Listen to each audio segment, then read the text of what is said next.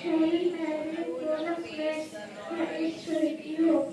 Blessed are you among women, and blessed is the fruit of your womb, Jesus.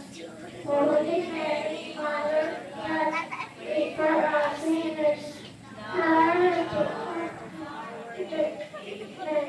Glory be to the Father, and to the Son, and to the Holy Spirit, as it was in the beginning, is now, and will be forever. Amen.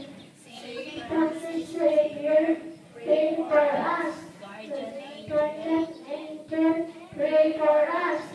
Saint Joseph, protect us.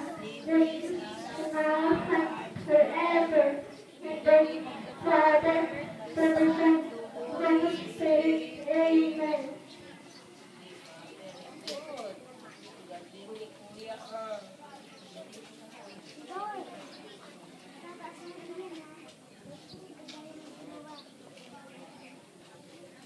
Okay, ang lahat ay nasang makinig.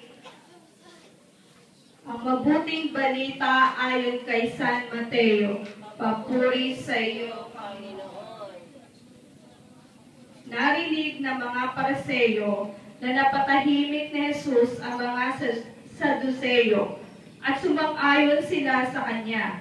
Kaya sinubukan siya ng isa sa kanila na isang guro ng batas sa tanong na ito. Guro, ano ang